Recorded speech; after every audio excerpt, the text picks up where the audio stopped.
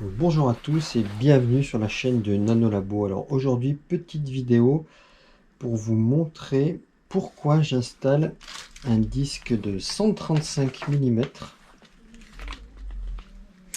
sur une Xiaomi Pro avec le frein X-Tech.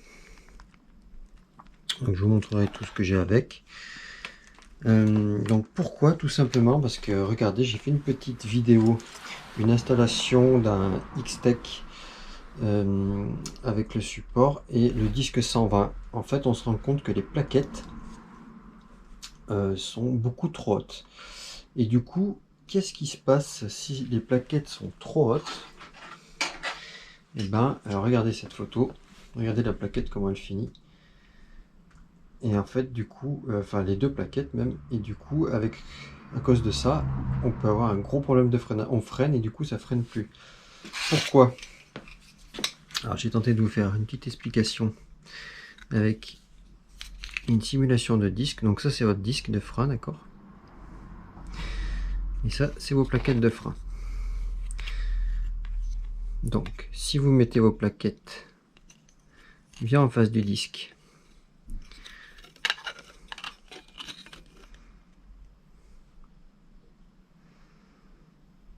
et bien là, si on serre, le disque ne peut pas tourner.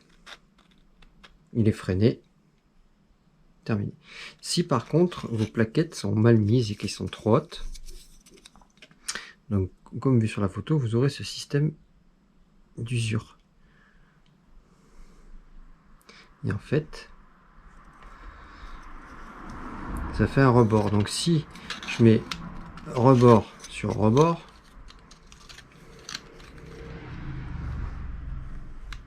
et que je freine, ben le disque lui il tourne parce que les plaquettes se touchent.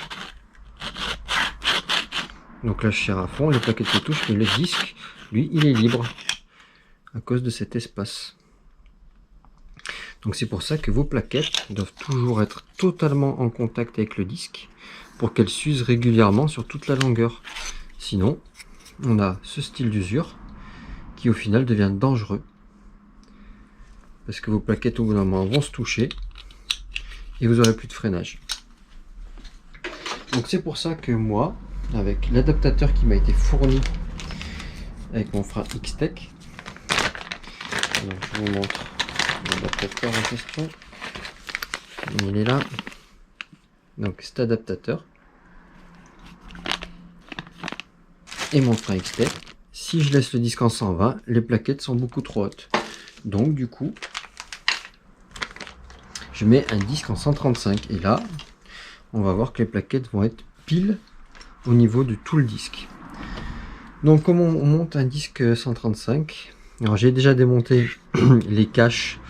Donc vous démontez les caches de la Xiaomi. Donc vous enlevez l'autocollant. Sous l'autocollant, il y a deux petites vis, vous les enlevez. Vous accédez aux vis de la roue, donc il y en a un de chaque côté. Vous dévissez. Vous faites attention de ne pas perdre toutes les rondelles qui sont dessus. Donc une rondelle pour freiner et une rondelle pour avoir l'épaisseur. Donc ça on met de côté. On a la même de l'autre côté.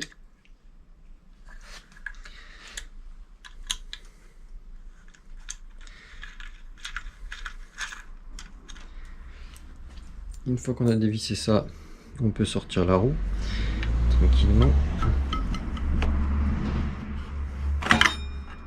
Voilà. Et après, on doit dévisser tous les vis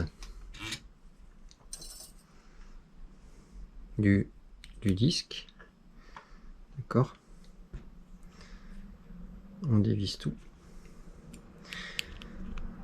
pour pouvoir mettre le nouveau disque. Donc ça, je ne vous le montre pas en vidéo. Sur le vis d'origine, vous avez des flèches qui vous indiquent le sens de rotation du disque. Moi, sur le disque que j'ai, il n'y a pas de flèche. Pourquoi?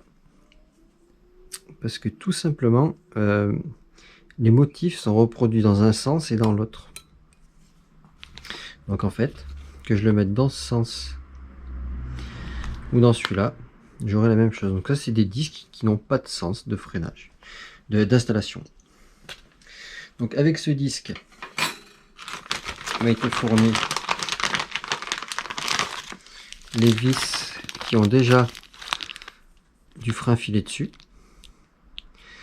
Si vous achetez des disques qui n'ont pas les vis avec, vous pouvez réutiliser les vis d'origine en rajoutant une petite goutte de frein filé, parce que vu que c'est un organe de sécurité, le disque de frein, il faut toujours mettre de l'anti-bloquant pour que les vibrations ne défassent pas les vis.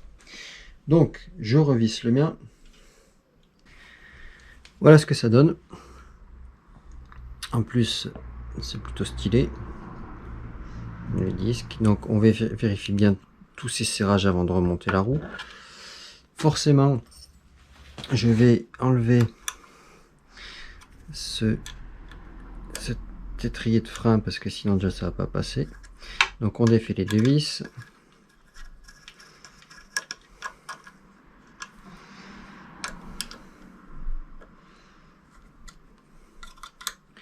On peut aussi tout de suite enlever le câble, parce que de toute façon là on n'en aura plus besoin. Enfin on n'aura plus besoin, on en aura besoin mais pas avec cet étrier là. Donc quoi qu'il en soit, il faut qu'on le défasse. Donc pour ça on enlève la petite vis du bout. On peut l'enlever carrément, ça simplifie la chose, et on défait à ce niveau là. On défait complètement.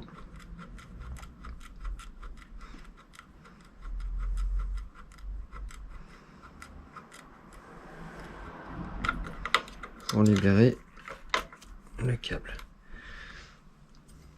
Ensuite on défait, on finit de défaire la dernière vis et on libère l'étrier. Après donc on peut remettre la roue. Ça sera fait. Donc la roue, vous avez des petites encoches à ce niveau là, des petits plats qui vont se glisser dans les petits plats de la trottinette. Donc on met tout en face.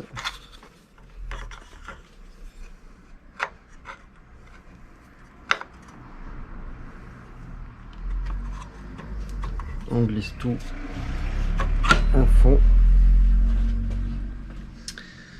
On peut lui remettre aussi les vis de chaque côté pour tenir la roue. C'est des vis qui la tiennent mais qui la centrent aussi.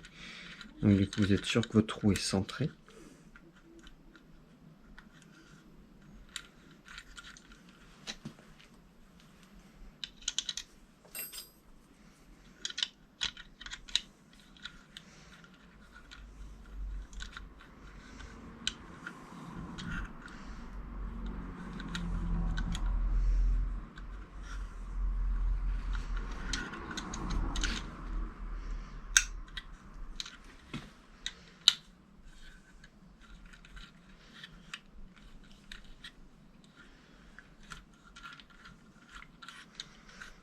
Ma roue était mal centrée, donc j'avais du mal à visser, mais une fois qu'on a mis le vis, c'est centré.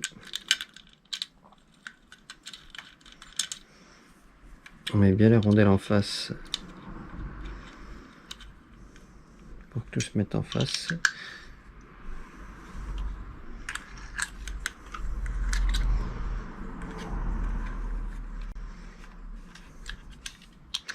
Voilà, c'est pareil.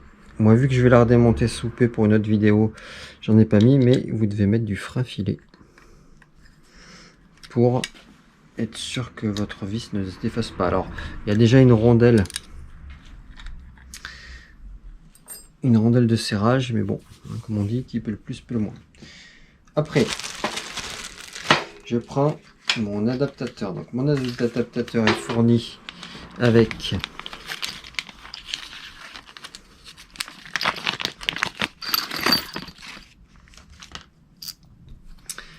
une petite vis comme ça, qu'on appelle tête fraisée, qui vient se mettre ici pour pas dépasser dans ce trou là. Donc, et ça vient se mettre ici. Donc le petit trou ici. Je vais le visser directement, ça sera fait.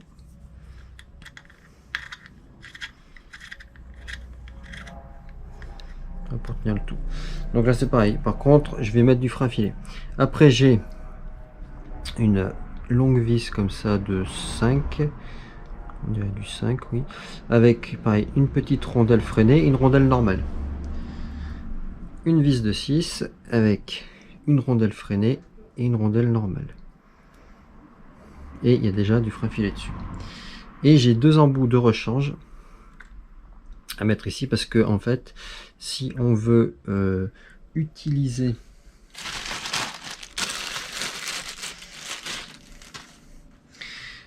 la vis d'origine, il faut enlever cet embout pour pouvoir retirer celle-là qui ne passe pas. Et après, du coup, on met un petit embout rouge.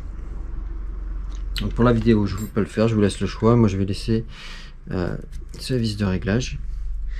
Donc, pour faire ça bien, je redéfais cette vis et je lui mets un petit peu de frein filet.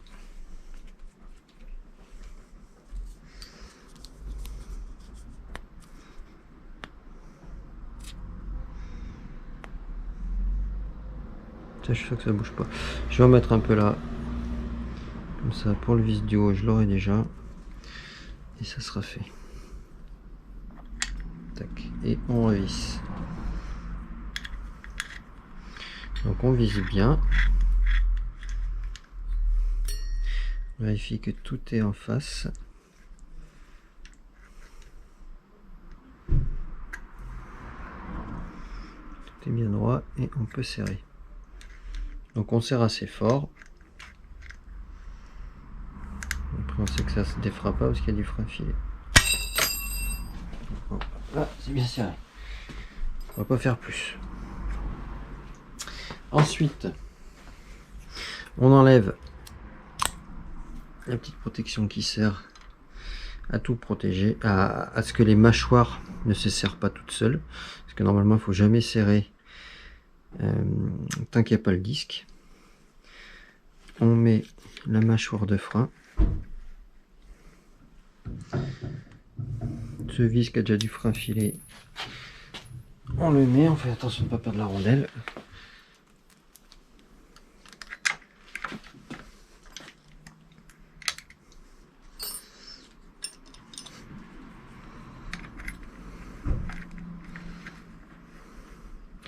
On ne serre pas trop parce qu'il faudra régler. On prend la longue vis. Elle est déjà son frein filet du coup parce que je l'ai mis dans le trou. Et pareil, on commence à la visser. On cherche le trou, on se met en face.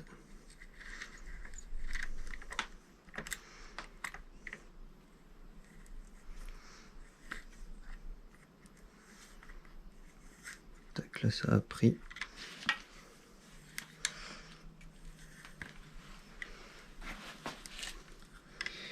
Et on visse. Celle-là, je vais l'enlever. Parce que moi j'utiliserai celle qui est dessus déjà pour l'instant.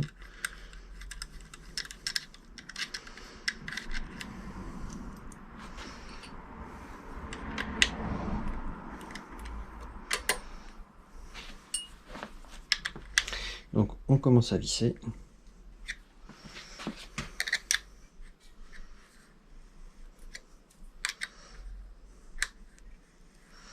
Après on serre pas trop. Parce qu'il faut qu'on puisse régler. Donc pour régler c'est simple. vous actionnez votre mâchoire de frein. Je l'ai trop serré, elle navigue pas assez. Il faut que votre étrier puisse bien naviguer facilement.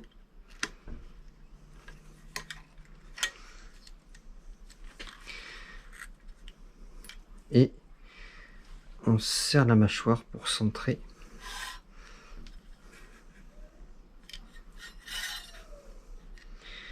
Bon, au début, ça risque de frotter un tout petit peu parce que forcément, c'est tout neuf.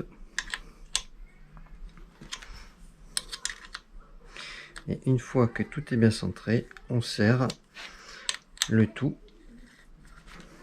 à fond.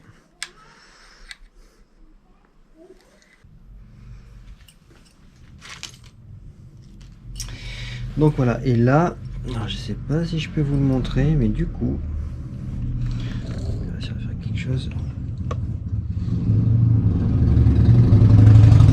Les mâchoires sont totalement centrées par rapport au disque. Donc là, c'est tout bon.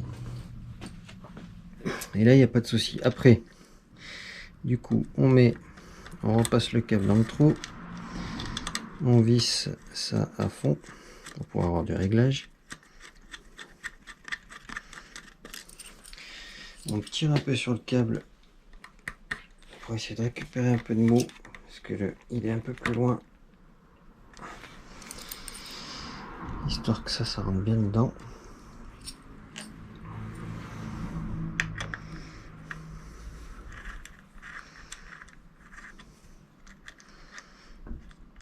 On défait la vis, on remet le câble pour l'instant et après il va falloir régler. Donc vous n'hésitez pas à tirer un peu sur la gaine pour bien rentrer le capuchon dans son truc de réglage, dans la vis de réglage, parce que s'il est trop sorti comme ça, vous allez reculer la vis et ça ne servira à rien du tout. Il faut vraiment qu'il soit au bout le maximum que vous pouvez. Donc vous pouvez prendre une pince, tirer un peu sur la gaine pour gagner un peu de mou, histoire qu'il soit bien enfoncé dedans. Quand c'est bon, vous actionnez votre roue. Donc moi ça frotte encore un peu parce que les plaquettes sont neuves et le disque est assez épais. Donc quand j'aurai roulé un peu, le frottement va disparaître quand j'aurai freiné une ou deux fois. Et donc pour le réglage, en fait c'est simple, vous actionnez votre piston et vous regardez à quel niveau ça commence à freiner. Et quand ça commence à freiner, vous serrez votre câble et vous pouvez actionner votre manette et vous regardez le jeu que vous avez. Donc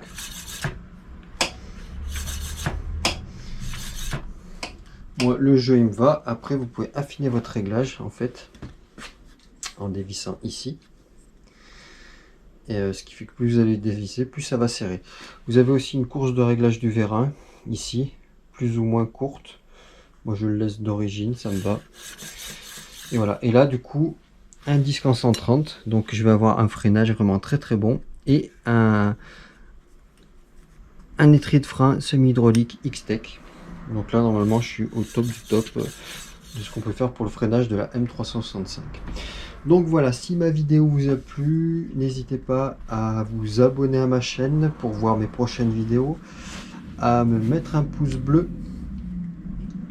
à commenter, me poser des questions, me dire ce que j'ai fait de bien dans ma vidéo ou de mal. J'ai pu faire des erreurs aussi. Et je vous dis à une prochaine fois sur la chaîne de Nanolabo.